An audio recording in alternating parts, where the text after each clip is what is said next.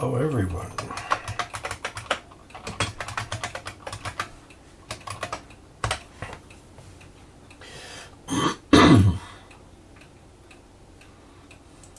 In audio overhead, we have audio good.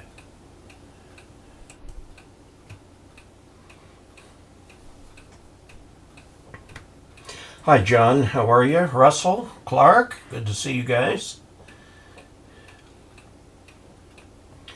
The live stream officially starts on the hour in 15 minutes, but we can do Q&A just right here for that. The new contact form appears to work. There's not a lot of questions here, but we'll get that better advertised and people can see that and do something with it. So let's see, Ishmael, hello, down in Dominica, and I'm doing fine. And Nicholas is watching from Argentina. Oh, so yeah, a little late there, I think. They're much further east than we are here in U.S. Mountain Time, which is way out in the Pacific for Argentina. So welcome to everybody. And let's see, the UK, Andy, M7XTT. Hello from a cloudy, cold UK. Yes, I can imagine. It's midnight or after there, according to my little station clock over here.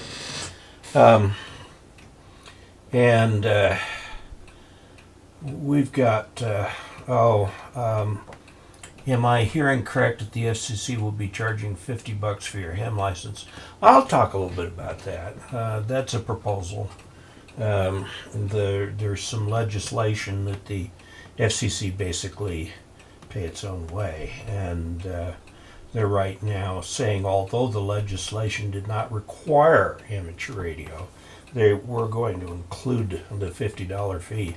I'll tell you what, that would eliminate all the hams who don't participate. But 50 seems kind of steep to me. There used to be a fee for changes and so on. I'm trying to remember what it was. It wasn't huge. Right now, you pay the $15 exam fee, and then they do it all. The league does all the paperwork online, and they do all the entries into the FCC systems. I read the FCC proposal today, and what they're saying is that to actually recover the cost of those systems, they would have to charge people who use them even though there's no FCC labor involved. That's a tenuous argument, but considering that taxpayers have already paid for the systems, but we'll see. Good evening, John from Plattsburgh, New York. Max, congratulations, passed extra last Friday, and used my videos to do that, KJ6LB. And congratulations, Max, on your extra. And Patrick, K0ONX, is here from Aurora, Colorado, Middleborough, Massachusetts, 0147 UK in blooming cold. Okay, so you are on summertime there. Hello from Flint, K8BHF. Yeah, it is still a proposal, that's true, and it's got a long way to go. The problem is that it covers all the work that the FCC does, which is phenomenally broad. Every little thing. I mean, I looked at that from the point of view of aircraft licenses. The FCC is so broad that the ARRL will try very hard to keep the amateur radio from sort of being swept under the rug in some corner. Hopefully we can do that. Hello from Joel from Chattanooga, Tennessee. Windy and rainy Philly. Don DeGidio. Clark says congratulations to Max. Russ in Philly is K3RBZ is there. Yeah, it's a bit steep, especially from 0 to 50. I can understand 10, maybe even 20, but, you know, a lot of hams are retired people, and they're talking about charging these fees even for renewals. And I don't know, that seems a steep fee, but we'll see. Ishmael says he's getting into HF in a couple weeks. Good job, good deal. Yeah, the system's already paid for and is automated.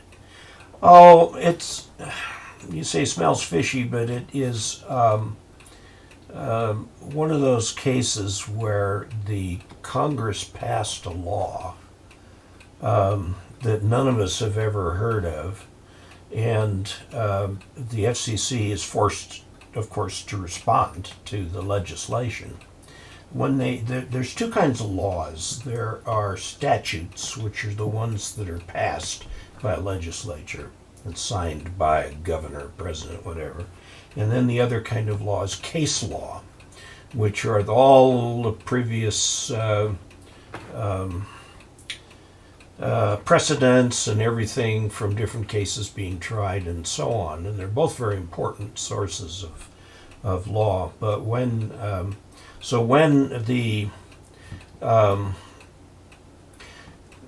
when you hear the word statute, you're hearing something that's been voted upon by a representative body, in this case Congress, and signed by the president.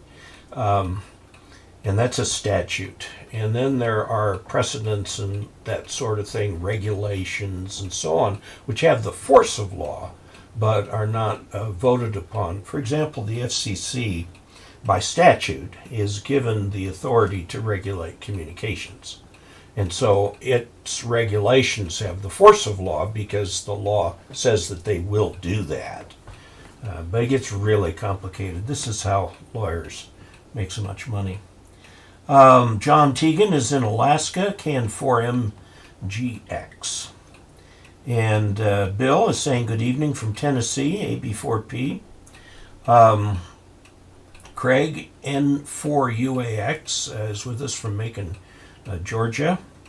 And Okeechobee, Florida, KE8VK. Kid Task there. Bill Ellis says hi. Clark says it's great to see so many new people getting into ham radio, even after talk is about it dying. Well, people have been talking about it dying since I got into it. And that was 40 years ago, 45 years ago. So it continues, it continues. Sioux Falls, South Dakota, 70 degrees and clear. Let's see, what is it here? It's 81 with 15, that's 15% humidity. Quite dry here. I've got a little air conditioner right here in the shack that's very quiet. So, Sioux Falls, let's see, from M0RAY, Ray Davidson, Sittingbourne, Kent, Southeast England. Do you still suffer from that essential tremor? Yes, I do. I do. I take a medication for it. It's called propranolol. It's a beta blocker. It's a very mild beta blocker. It doesn't interfere with my regular blood pressure medications. But what it does do is help reduce the shake, and it does a pretty good job. And let's see.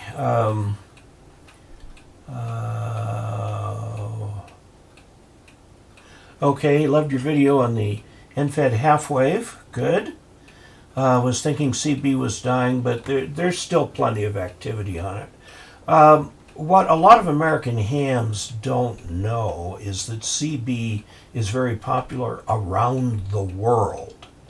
And there are a lot of, it's very popular and a lot of people use it. And a lot of people use that to make the transition into ham radio so that they can get more privileges. Gig Harbor, Washington, and from Chuck, N7CCG.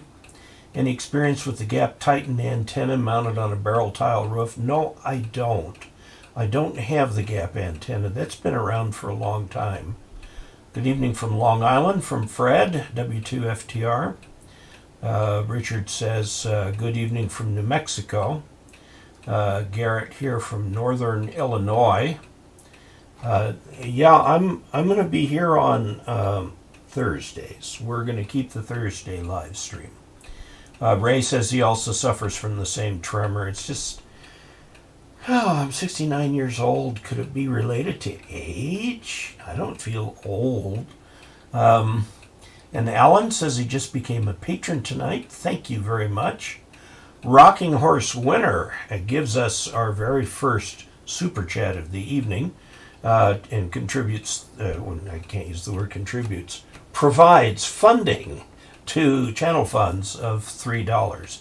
I have to be real careful with saying contributing because that would imply like, a church or school or some other tax-exempt organization, which I certainly am not. I pay taxes on everything. I'm very careful with my accounting to make sure that I do that properly. Alan is with us. His wiser move for the FCC is to charge $10 a year or $50 for a 10-year renewal. Then the hams will think $50 is a bargain. I can tell Craig has got experience in marketing.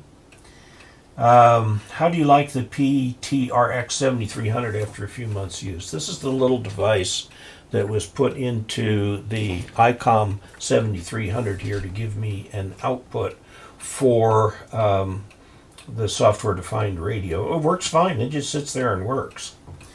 Let's see, Larry Price in Ontario, Canada, VE3WDF. And Rocking Horse says he got into ham from CB in the 70s. I got into it about the same time. Hello, Dave and fellow Augies from Benjamin. Okay. John says he has yet to make his first contact on amateur radio. John, I would suggest you go find a ham in your club or somewhere and arrange something on the air. That makes it so much easier than trying to just hope and wait to get a contact. I remember when I got my novice license, I was still at BYU, and the ham club there was very active, and we, I had people to help me and so on. I did lots of contacts from the station. And then when I got back home after I graduated, set up my own station, that's when I realized I was without an Elmer and on my own, but I went ahead with it here. Okay, let's see. Your opinion on opening up all transmit on ICOM 7300, I wouldn't do it. I mean, unless you're doing Mars or something like that. Thanks for doing the new extra videos. You are welcome, KF0AFX. I did, the 8s. I think I do Chapter 9 next, and there's 5 videos in Chapter 9. That's tomorrow's project to get that going. I put up 8 this week, Chapter 8 this week, and I'm trying to do one a day and get these done. We'll try to go very quickly. Okay,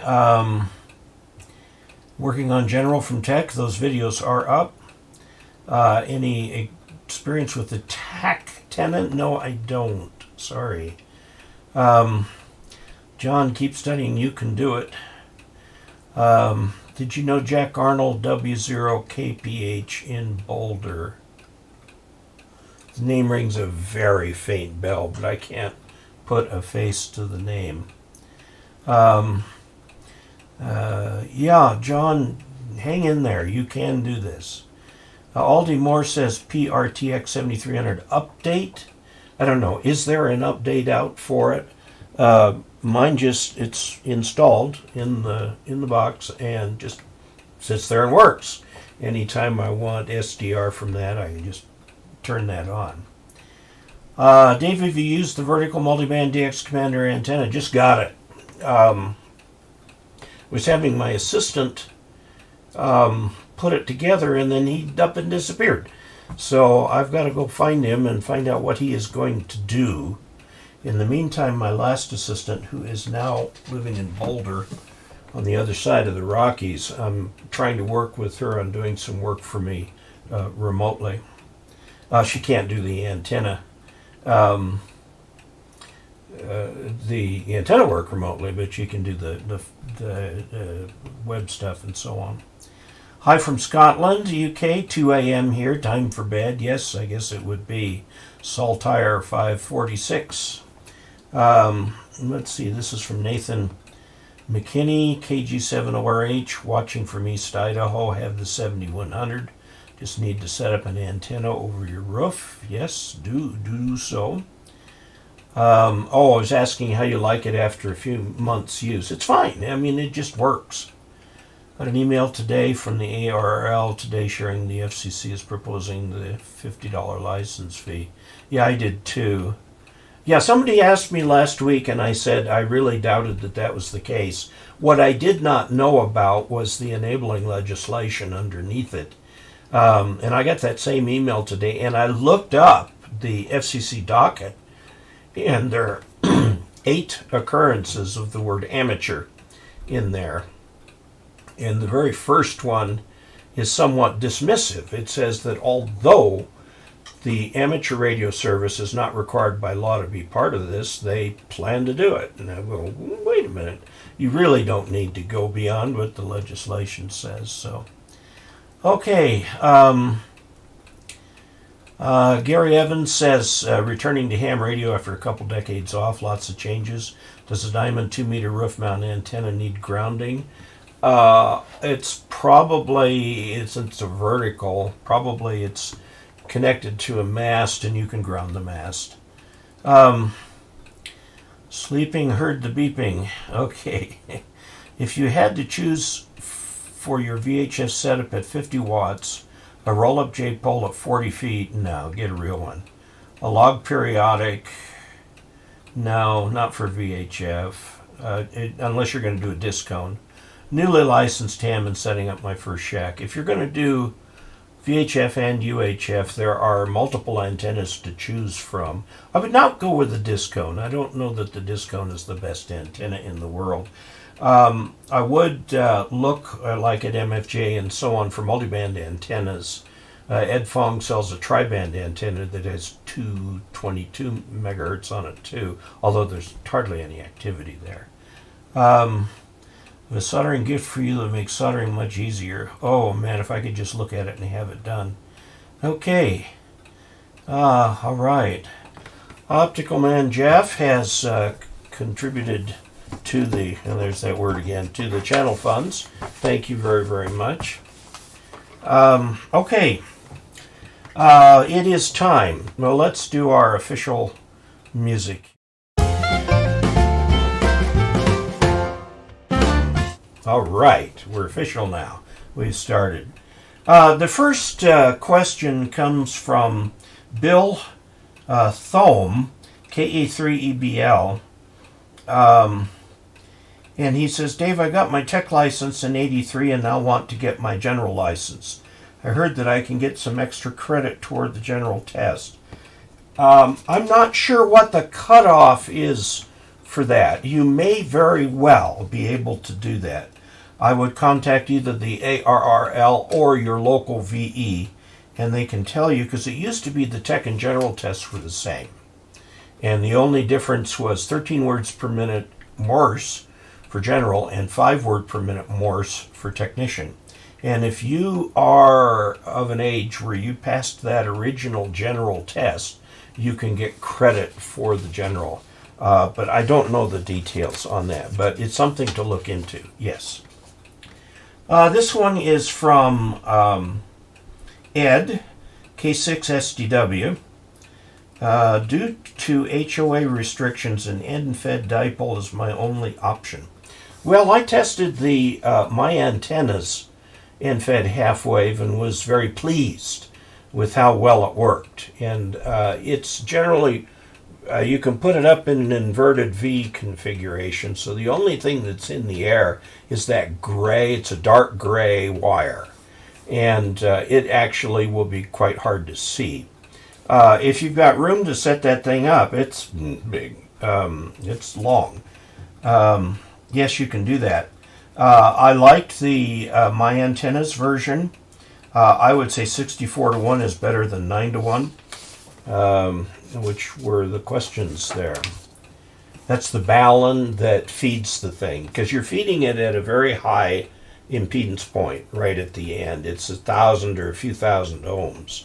So if you're going to use a balun to get up to that impedance, the 64-1 would work better. This next one is from Mike Polland, N0YLS. Says, first of all, thank you for your videos. Great instructor. Thank you.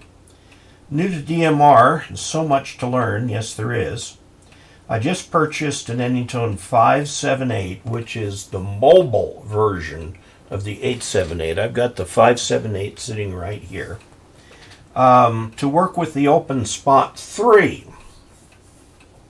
Now, the Open Spot 3 is made in the Latvia or Lithuania, one of those. And it connected to the internet. This is an example of a hotspot right here. This one is based on a Raspberry Pi and has a little hat on it right here for the radio parts of it and so on. This particular one is made by NextGen, NEXGEN, at hamradio1.com. That's hamradio and the number 1.com. We'll take you there. That's an example of a hotspot. Now, the hotspot you set up mostly in the hotspot. And then you will set up a simplex DMR channel in your radio. And then you go in via the web and set up your hotspot to use that same simplex channel. That's the easiest way to do it. Make sure the colors match and all that kind of stuff like that. I did a video on that hotspot, and I did one on the Open Spot 1. And you can look at those for ideas. Okay, so yeah, you've got two setups to do. You've got the software that sets up the 578. And I really recommend, even though it's designed that you can put in information right through all the buttons on the front panel, that you use the software to do that, and then use the software to do your Open Spot too. Okay, let's look and see what we've got. What is the difference between a current balun and a voltage balun? This is from Ishmael. Let's take a look at the overhead, which is working today. So, if we can keep it in focus. Okay, so there's a current balun. Now, these are baluns. They take the unbalanced feed line, and they have two outputs. Both of them, they look kind of like they're the same. The voltage baluns are easier to make because they only require one coil, whereas a current balun requires two. What the voltage balun does is it makes sure that that voltage and that voltage match. So regardless of how long the side is or anything like that, the voltage here will match the voltage here. In this case, this voltage, and then it will be minus that voltage over here. Okay, the current is what it is, which may be unequal in the two branches. A current balun does the same thing except swap voltage and current. You have the same current. You have current going here and current going here. That current, the actual amount of current, will match that. and vice versa when it swings around the other way. But that is a current balun. Now, you might want to do this on the kind of antenna where the two sides aren't equal in length, because it is, after all, the current that drives the antenna. For loops and things like that, a voltage balun is fine. For long wires and so on. Now, so that is the difference between the two, is just what they do. Now, you ask the immediate follow-on question, so which is the better to use? And the answer is, I don't have any strong answer either way. Antennas sometimes come with voltage baluns. I know the 4-to-1 balun I was using with my big loop was a voltage balun. Now the MFJ, it's got the off-center fed dipole that is the reference antenna. The MFJ 2010 is fed at the 1/3 point, and it has, sorry, I'm pointing to it, it's out there. It has a current balun, so that the current's the same between the two, and works very nicely. Okay, does delayer absorption increase with the solar cycle, or only with the summer season months regardless of the solar cycle? The solar cycle definitely affects it.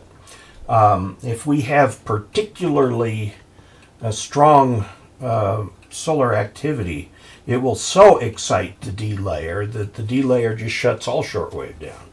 Whereas normally in the day, it's only like the 80-meter band that it shuts down.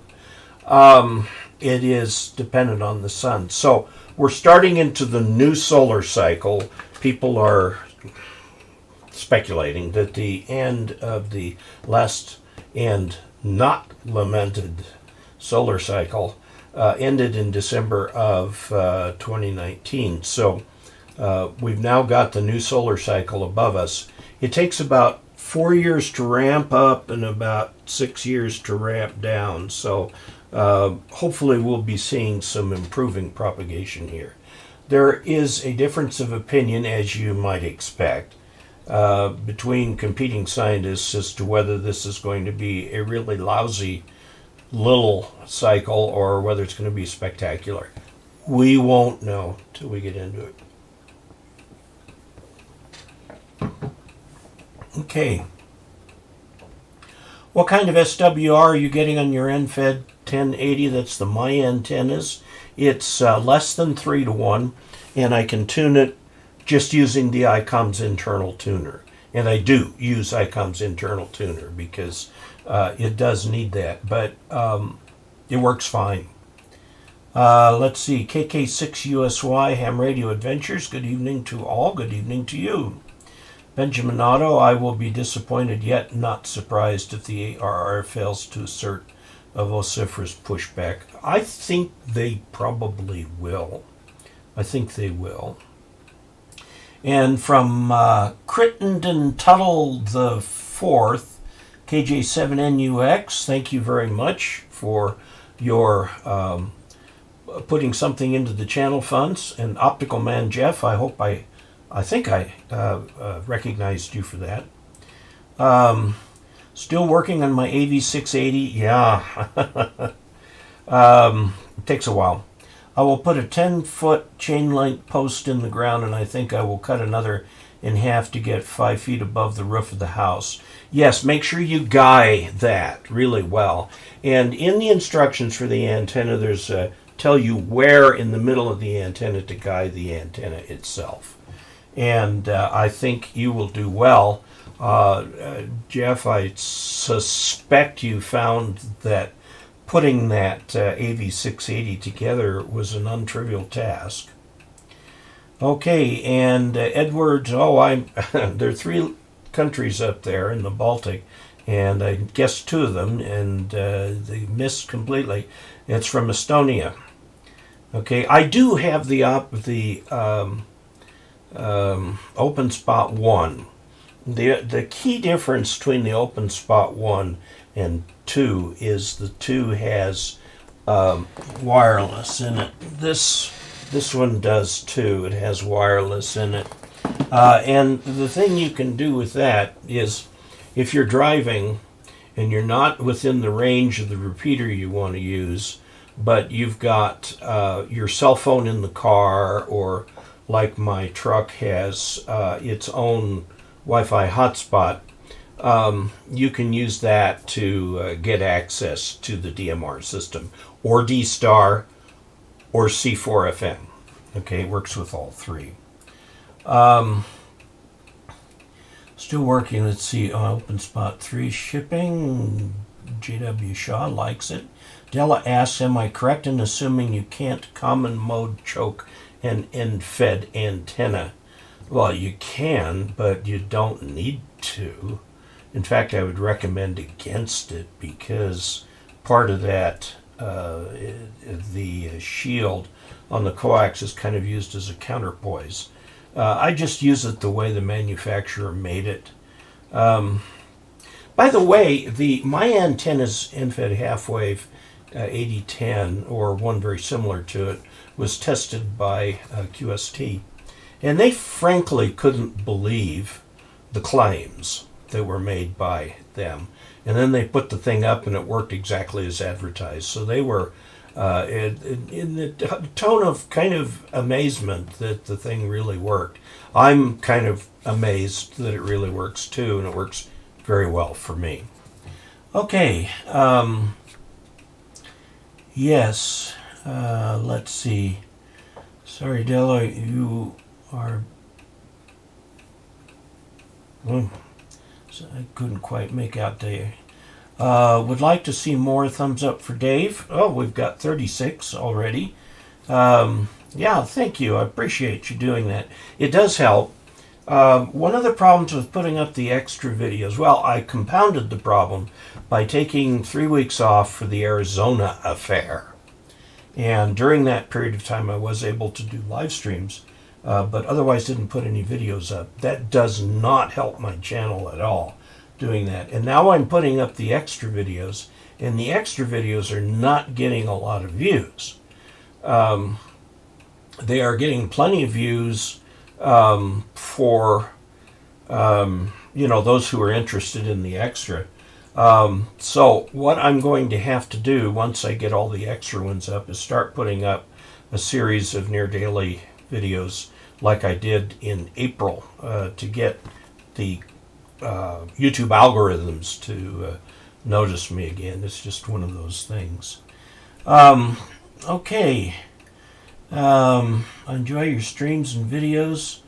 And Tony has his amateur extra. Hi Dave, great shows, many thanks. Dave, thanks for all your instruction. If you were to have one single portable antenna for 20 and 40 meter QRP, would you go for vertical like the Elecraft AX1 or an end-fed half-wave? I'd probably go with my buddy pole, since I've got one, and it works fine, and it is portable, and you can set it up in a variety of ways, and it's not very heavy. I've got a buddy pole. I think I would just use that. Yeah, I know I miss the Saturdays too, but my personal life and stuff were starting to conflict a little bit. What do I think about the FCC thinking about charging $50? What do I think about it? I think the idea is terrible, but see, for decades, the great mantra has been no more taxes, lower the taxes, bring the tax burden down. And so our elected representatives did exactly that. However, our elected representatives also have to fund government somehow. So they instituted a whole bunch of user fees. So you don't pay taxes per se, you pay user fees. And the idea being, well, that's more fair because the people who actually use the service are paying for it. But that kind of circumvents the whole point of taxes, which is that the public as a whole funds something that everybody needs, namely government. And, out in the West where I grew up, there were no toll roads because the idea was that freeways were free to everybody and they were paid out of our taxes. Of course, out in California, they pay exorbitant gas taxes. But back east, when I started going back there for work, kept encountering toll roads that paid for themselves. So it's a difference of philosophy, political philosophy. But we are on the side right now of that pendulum where people want to reduce taxes, and so to fund government, they've got to raise fees. And that's what they're doing with this right here, is trying to raise fees. We'll see what happens. Let's see. Good evening from KA0KAE. No, the My Antennas review was not recent. You'll have to do a little digging on the ARRL website for that My Antennas review. It was 2 or 3 or 4 years ago, I think.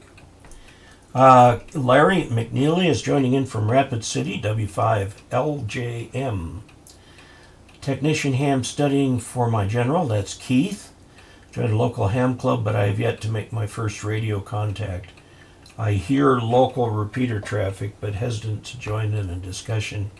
Keith, let me tell you that if you join in, the absolute worst that could happen would be nobody would pick up on it. It's not like death or something like that. But it is very likely that, especially if you've met some of these people at the local club meeting, they'll be more than happy to talk to you. So just give it a try. And remember my favorite word in ham radio, which is also, by the way, my favorite word in aviation, persistence. Persistence. Don't give up on your first bad experience. I had a motorcycle accident after 25 years of operating, and I thought briefly about giving up the motorcycle. This was in the 90s. And I said, I've had 25 years on motorcycles that have been just wonderful, and I'm not going to give it up. And so I didn't. I bought a new bike and rode for a whole bunch more years. And then I broke my arm riding the dirt bike in a very stupid accident. It's entirely pilot error. I tried to ride it again. I really did. I tried to ride it again. But I'm older now. And the stamina didn't come back. I lost a lot of the stamina in it. And so very reluctantly, I had to give up on the bike. But in ham radio, be persistent. You're going to have some bad experiences. Ham radio considered 800,000 hams. Some of them are really dumb, stupid people who do lousy things. If you happen to run into one of those, change frequency and go on. Don't let one or two idiots spoil it for you. So, let's see. Battery is about dead. Let's see. You bet user tax. Let's see. I bought a dummy load on Amazon but wasn't happy with it and sent it back. Is there anything important that you absolutely have to have a dummy load for?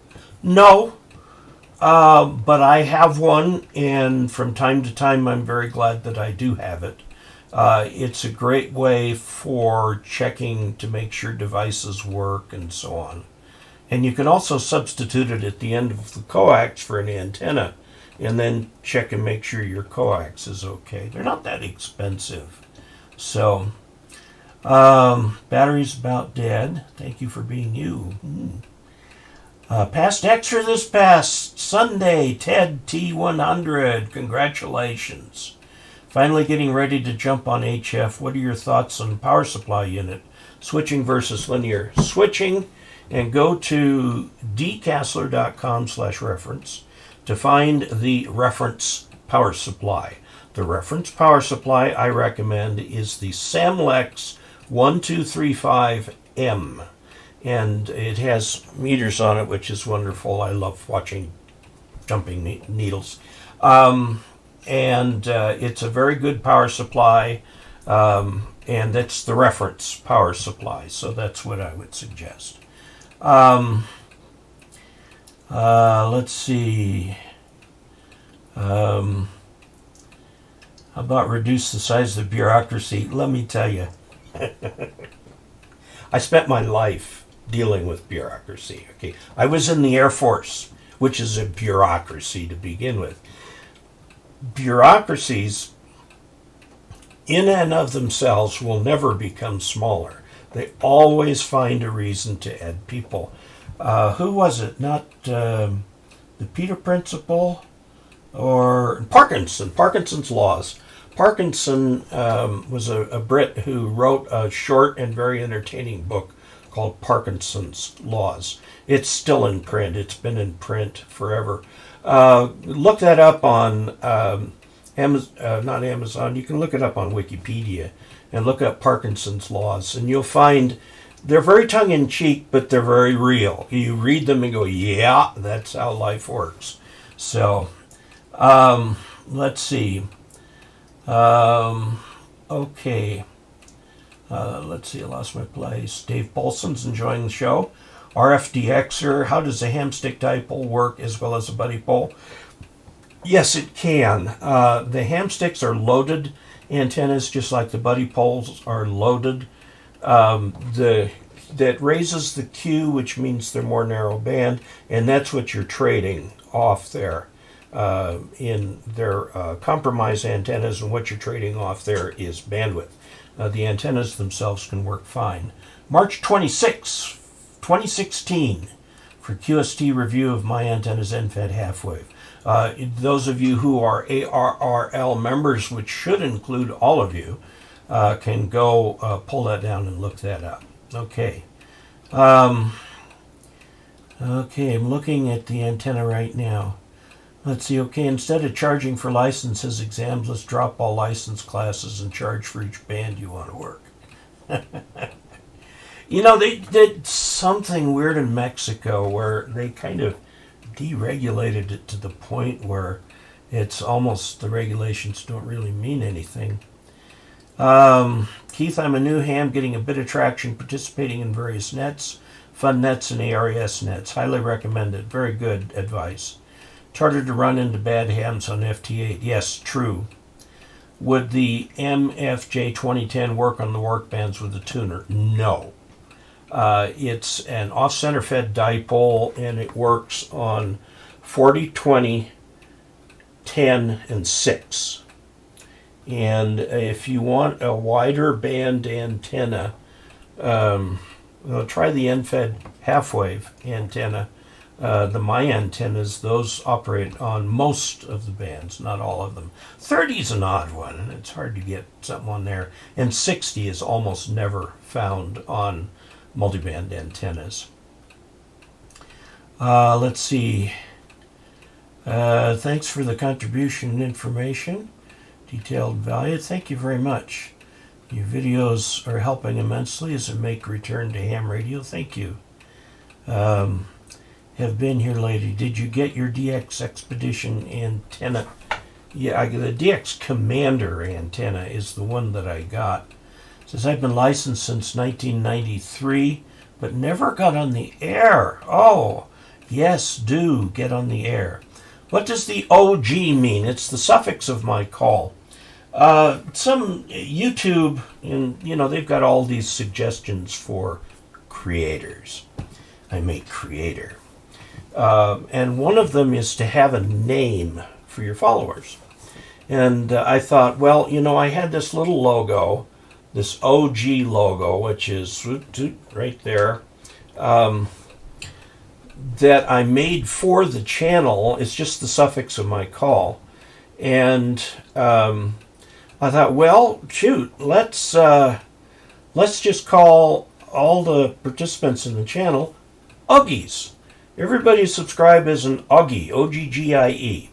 Now, the word Uggie means two things. It means a follower of OG, or it means a Cornish pastry.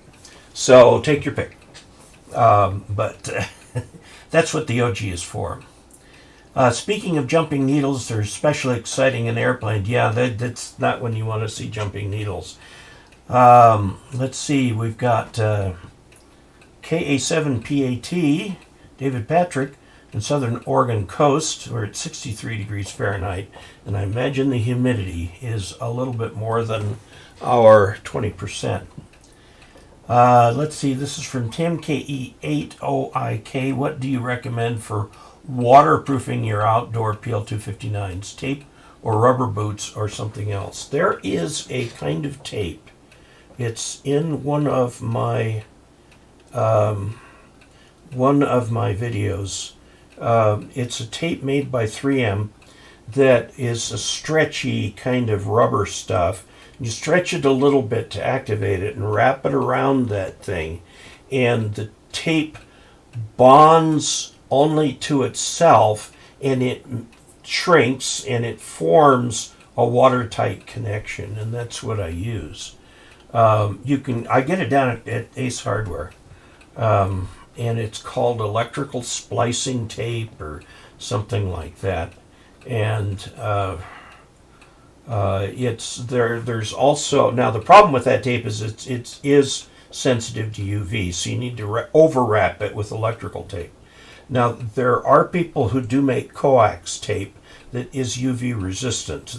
It's kind of a mushy stuff, and you wrap it around the thing, and it will waterproof the connection. The problem I've had with that stuff is I keep changing things, and it's a real pain to get the stuff off. You got to get a knife and cut it and everything like that. Okay, what do you recommend for waterproofing? That's what I do. After an accident, I gave up motorcycling too. Yeah, I know, and my wife was encouraging of my motorcycle riding. She's not necessarily encouraging of my aircraft flying. I suppose I should give you an update on that. Did you give status update about the building of the DX Commander Classic? My assistant started working on it, and then he disappeared for a week, some family issues, so I'll have to get in touch with him again. I've been trying to get in touch with him and see if he'll do that. I was going to have him assemble it to see if he could do it as a high school graduate, if he could do it from the instructions that they provided. And he's already had to watch a video from somebody to figure out how to put it together. Somebody said to me, and I've forgotten whom, that the instructions weren't very thorough, so we're doing a test on that by having him put it together. Bruce in Utah, KA7QVE, make licenses lifetime. There's a constant undercurrent of a movement to do exactly that. The problem that you run into is, how do you know when people die?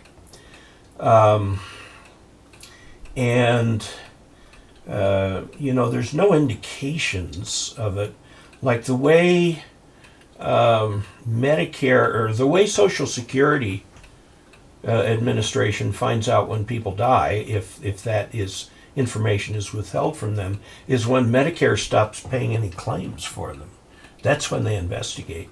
But there's no equivalent in ham radio, so you need some sort of a thing where, people don't just adopt the license and so on. But I'm sure that could be worked out.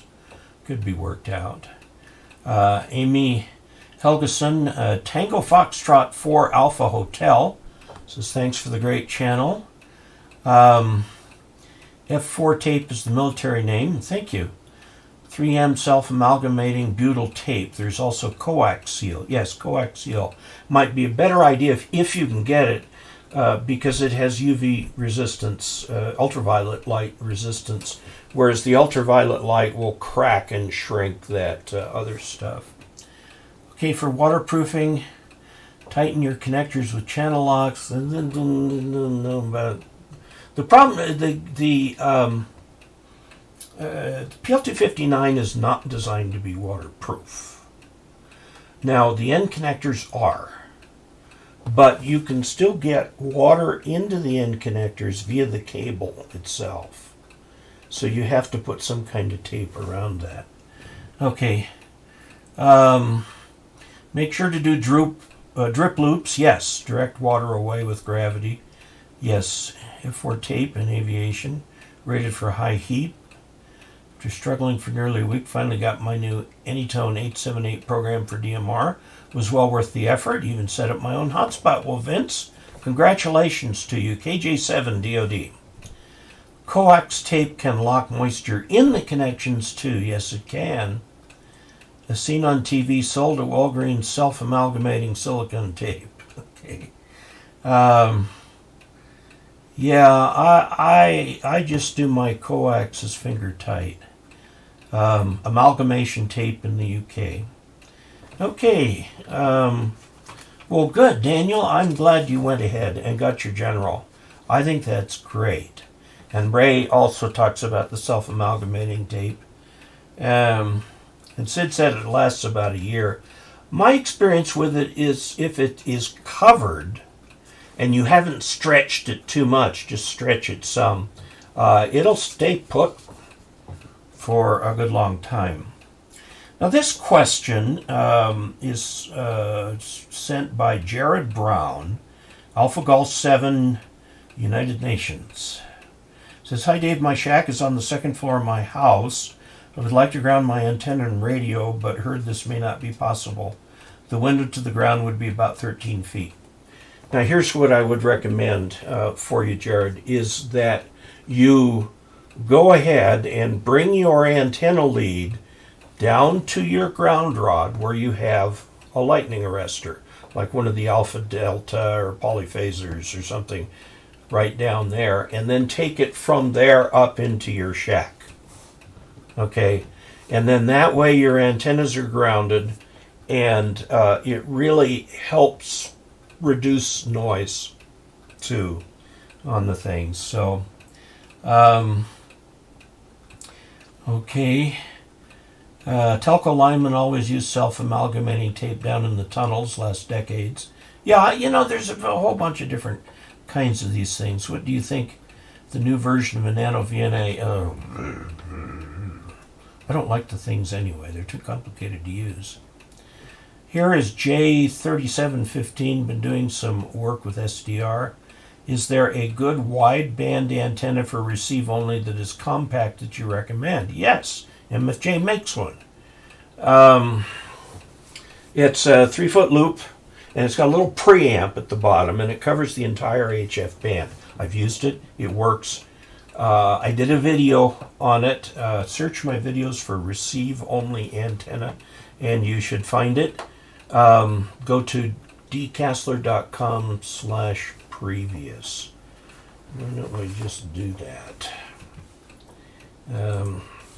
Here, let's look at the screen, and we'll go to dcasler.com/previous.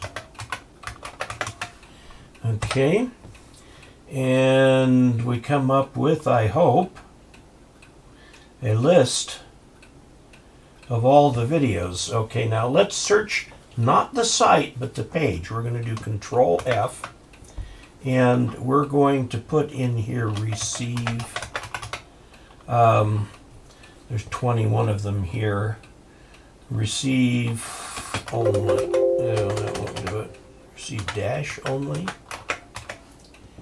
Okay, episode 78. Oh, that's right. There's another one out there too. The Premwing FD 094B. Oh, that's the here we go. Down here. The W6LVP has a receive only HF loop, and it's a direct competitor with the MFJ 1886. So the next review will be of the 1886, I think. There should be a review of it in there somewhere. Let's just change this to 1886. And there should be another one. There it is. The receive only. Okay, I didn't spell it out. Receive, episode 67. So there are receive-only antennas. They're great for your software-defined radio.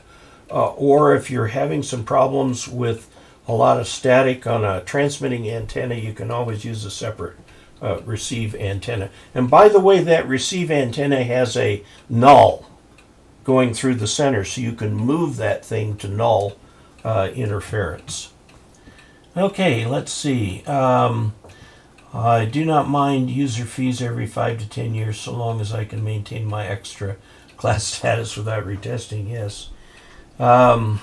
As an MD, I have to retest for my medical specialty every 10 years. That's a pain. Glendon says number 1 and sends along $20 to go into channel funds. Thank you very much. VK Land, Paul Baker, greetings from PY6UN. And RFDXer said I had really good luck with operating from a third floor apartment with a homebrew mag loop antenna. No problems getting into Europe from Texas on digital mode QRP. Now, I will point out that mag loop antennas, I got the MFJ one, the one with the little remote tuner that you stick in your shack and you tune the thing remotely and everything. I was very surprised by how well that thing performed. It does perform as well as a dipole. The problem, of course, is very high Q, so you're constantly having to tune it. It won't give you much of a waterfall display. So, okay. For all you do to promote, thank you. And Glendon, thank you. And KE8OIK, thanks Dave, thanks everyone. Has thrown $5 into the channel funds pot. Pilot license is forever, but you do have to do refresher rides and things like that. I guess I can give you a little bit of an update on my weird foray into flying. I had an outstanding lesson today. I'm on my third flight instructor. Kevin went back to Phoenix. This guy, the way he teaches and the way my brain works are very good match. And we've been working on the pattern, sort of going through each step of the pattern. This morning we got around the bend to the base and doing the base right and getting the aircraft aimed at the runway, doing that right, finally, consistently. And now I'm working on the actual landing. I did a few landings today. Didn't do one entirely by myself, but I've done, most of several, and I'm very excited that I've gotten to this point. I'm going to fly again Saturday, and then he is going to go to Alabama at the end of the month, so he has arranged for this person to take over, so we'll see how that works. Her name is Sue Mosher, so that'll be flight instructor number 4. Okay, so Tim G, thank you. Moved into an active adult community, looking into attic antennas and see one that can be used, loading coils to add on 40 meter dipole to get 80 meter. What you lose using coils is bandwidth. You're loading the antenna. What you lose from that is the antenna won't work over the whole band. It won't work over the whole band on 80 meters anyway. So that's all you lose. The signal still gets out real well. Ace sells a tape that's silicone rescue tape in several colors. Okay, good. What is my preferred coax for 2 meters? Well, you might ask, what am I using right now for 2 meters? I'm using RG8X. I've got Times Microwave here, bulk. I bought a 500-foot roll of it a few years ago. And I should replace that. I want to replace that antenna anyway. I don't like the antenna that's up there. It's just not... I think it's, it's supposed to be a vertical with some gain. I think it's a vertical with some loss. It doesn't seem to work very well. You'll probably start with a fee, then they will want you to get a license to listen to radio again. They've never had that license in the U.S. You've always been able to listen freely. The FCC caved to the cellular interests at one point and made it illegal to listen to certain cell phone frequencies. There was such an uproar that they didn't back off, but they haven't done any more. Now, you'd have trouble listening to today's cell phone. It's CDMA and it's encrypted and everything, but it's always been legal in the U.S. to listen. Now, that is not true in the U.K., where you have to pay a tax, and the tax goes to fund the BBC. Now, the problem with that was it was originally based on the number of tubes in your receiver. Then the transistor radios came out, and people said, hey, we don't know a tax. There's no tubes in here. So they changed the law so that you have to pay to listen over there. Okay, FD8's alive and doing well on 30, yes. Can you tell the MFJ1786 from the 1788? I've got a used one with no model markings. Look at the dimensions. And I'd contact the one that goes down to 40 meters will have a bigger capacitor in it too. Loop antennas are the best, silent and well performed. This is Bruno Oliveria, doing very well with it in a 4-to-1 balun. Good. Airspeed numbers, look down the length of the runway. Oh yeah. Steve Martin, you will lose bandwidth with a loaded dipole. Yes. It will perform almost as well as a standard. That is true. You're going through the flight instructors like water. I know. This one I've got right now I'd like to keep all the way through. His goal is to solo me before he hands me off. And I just got a little bit more pattern work to do to get that. Losses and coils, yes, not that much. 150 per year in the UK for a TV license. Okay, wow. Bruce, thank you. How do you feel about listing your call sign publicly? It is always been public. When I first became a ham, I had my copy of the call book, which published annually, and that's how I would look up the addresses to send QSL cards. That was published in a paper directory. Call book is still around, although the call book is not the mandatory thing it used to be, because you can just look it up on QRZ or whatever.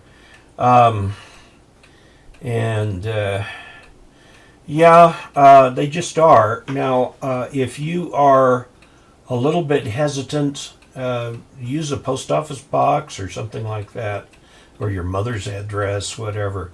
I use a post office box simply because I have one. I don't have my street address listed on there. It has to be a mailing address where they can get in touch with you. So if you leave it an old address or make it a random address and they can't get in touch with you, technically they can take your license away. So make sure that it's real. But there's an awful lot of stuff that's publicly available. You know, lists of people with driver's licenses, voting rolls, all that stuff is public information. So, it says, okay, now radio listening is free. Ought to have an Yagi net on the air. Yeah, I really should. Sometimes wonder how many more taxes and fees. Believe me, bureaucrats are very smart people, and they can always come up with more taxes and fees. Now, it's a very unusual bureaucrat that will reduce taxes and fees, and I'm trying to think if I've ever met one, and I'm not sure I have. So it's just real life here. Okay, that was that one from Jared Brown. Let's go on to Frank Wyatt, KC3HHI. It says, Dave, I have a Yaesu FT7900. That is a 2-meter/70 centimeter FM only radio. Runs from a battery that's being solar charged. This works well for around 3 years now. Now, some of the batteries you get like those Walmart marine deep cycle batteries, marine battery. It's not really true deep cycle. They only last about 3 years. So I just bought an FT450D so I can start doing some H work, and I use your videos as reference for grounding my station. My question is grounding the FT7900. You can, for whatever reason, they're not normally come with a grounding rod, but it'll be grounded. Now, he mentioned he's got a separate battery for it. Yes, connect the grounds on those. And make sure that's connected to the station ground and then connected to your ground rod outside. And also make sure that's bonded to your utility ground. My video on grounding is Ask Dave number 8. So it's getting a few years old, but I don't see anything in the video that really needs to change per se. So I would do that. Let's see. Yagi antennas, low band at the top or not? Not sure I understand the question. Yagi antennas get unmanageably big when you get down below 20 meters, and they're big enough at 20 meters. Some very, very rich people have 40 meter antennas. I don't know of anybody who has an 80 meter Yagi.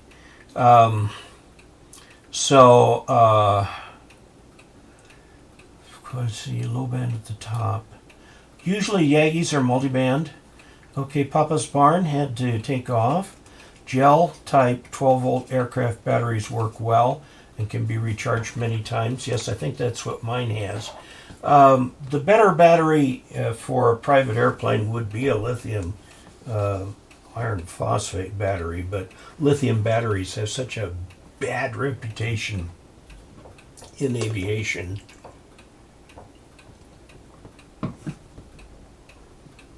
And nobody uses them after the trouble they had on the 787. Okay, so yeah, Frank, I would go ahead and ground those two batteries together, the black side, and ground it to your station ground, and then bond that with your utility ground. And as far if you want to ground the mobile radio, you certainly can. Just loosen a screw on the back, put some of that braided cable there and tighten it up, and that'll ground it. Okay, he's asking how you should stack Yagis. Generally, I think you put the biggest one on the bottom because just the weight and the arm, the bending arm on your tower. You put the heavier one toward the bottom and then stack them lighter going up to the top. I mean, ideally you have each band at half wavelength off the ground, which would be the opposite. They'd put the big one at the top and then you come down drastically down the tower. But why are you not wearing your glasses? You're over squinting. Well, I'm having to get up close. Where are they? I have computer glasses here, which I wear, but I haven't. I get reflections in the glasses, so that's why I haven't been doing it. About the only time I don't wear glasses is when I'm filming or doing a live stream or something like that. Otherwise, I'm always wearing them. Okay, I think that, and I'm not sure if both radios could share common ground. Yes, absolutely, they can. Absolutely. Okay, this is from James Staymates. I'm in eastern Kentucky and I'm having a hard time finding someone to give me the tests. I found some online tests on hamstudy.org. Want to know if they are legit. There are legit online tests, yes. Unfortunately, I don't know enough about them to give you a really solid answer. I'd look at Ham Study's a legitimate organization. I'd look and see what they say. Does anybody here have a suggestion for a place to go for online testing? Let's see. Regarding amateur radio license fees, after paying for our first license, we get the rest of all time free for life. That'd be nice. Oh, okay. Have to pay for a TV viewing license, £150. Okay. Let's see. Yagi's. Barry Goldwater had an 80-meter Yagi. I wouldn't be surprised. He had an amazing HF station. I was kind of under the impression that he had a lug periodic, because he was doing a lot of, it's what he would do in his spare time when he was in Arizona, would do phone patches from Vietnam. Bruce Waite says, I'm not a pilot, but have family that is. Enjoy the time. And pay special attention to bass on final. Yes, absolutely. Both were visible from the top of Camelback. Hello from the Wisconsin Military Academy. Hello. Get batteries like lithium die young unless the charging system is matched to them. And that is true. You can't do a one-on-one replacement. Sorry, Dave, you keep rubbing your eyes, getting worried. Oh, sorry. Very rare to have problems with lithium batteries as long as you don't abuse them. Yes. And Tim is saying 73. It was the 787 that had the lithium battery fires. What did I say? mstudy.com is legit. Yes, it is. Ray, test online. Talk to Laurel VE. Okay. Laurel VEC. So you can look that up on Google. Stations on the opposite side of the house to utility ground. How do I accomplish bonding station ground to utility ground? One wire outside the house. You can bury it. In fact, you should bury it. Number 6 spare copper wire. You can get it at Home Depot. Okay. Please talk about beverages. A beverage antenna. We're running a little short on time, aren't we? A beverage antenna is a long wire antenna. It's about 10 feet off the ground. It is several wavelengths long, and it's most useful on 160, which means it's a whale of a long antenna, and it's extremely directional in the direction that the end of the wire is pointed.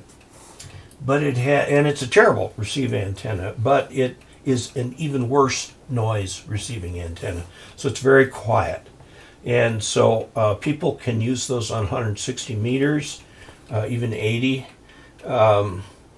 but it takes a lot of real estate, acres and acres, to put up a beverage. Anti-reflective coating and blue light reducing glasses help. Be sure to hit the thumbs up button. Have you had any experience or opinion of the Yaesu ATAS 120 motorized screwdriver antenna? I think Lou French has one, and I've got the general class video about antennas. Gives a preview of his antenna, which I think has one there. Okay. W5YI does remote testing. Good. Laurel VEC doesn't. Okay. Ham study. LiPo batteries are the ones that catch fire. The lithium iron phosphate batteries are stable. They have greater cost. Okay.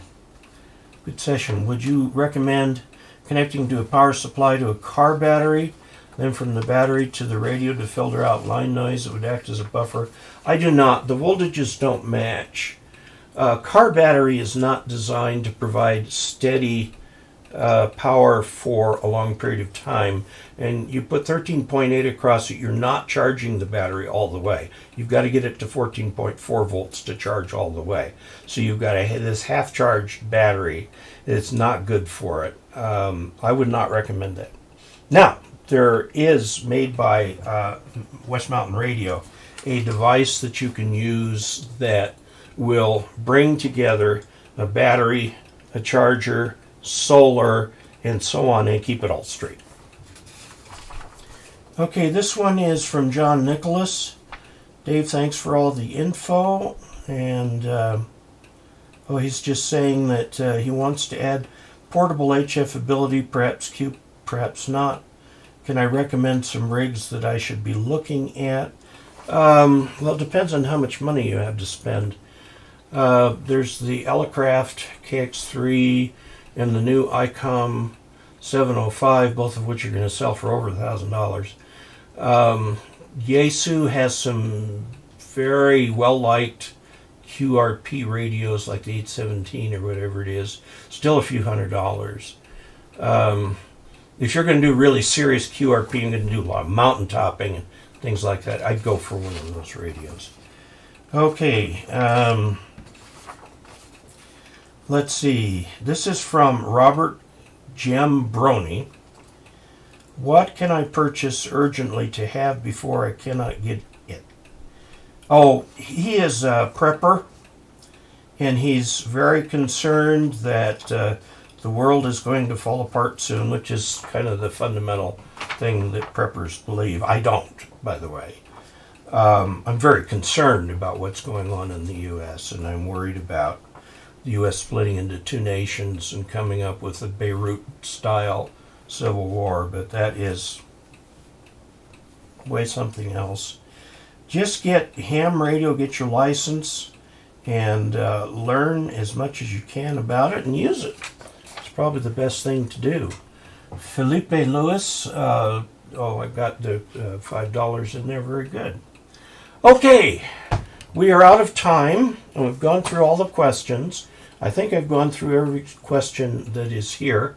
I love this time every week. It's now my one time during the week to interface with you guys directly. And, send me suggestions in the comments on the videos for things that you'd like me to do videos about, or suggestions for what I can use the channel funds to purchase to test, and so on. And I will keep flying. And I'll let you guys know when I solo, and I'm not going to tell you when that's going to be because I don't know. So we'll see. I'm just a slow learner on that sort of thing. I'm real good at learning things that are brain stuff, but when it comes to eye-hand coordination, that's another story entirely. So I will say 73 to everybody. Can I use the ground wire from the AC power outlet to accomplish grounding? No, that's your utility ground.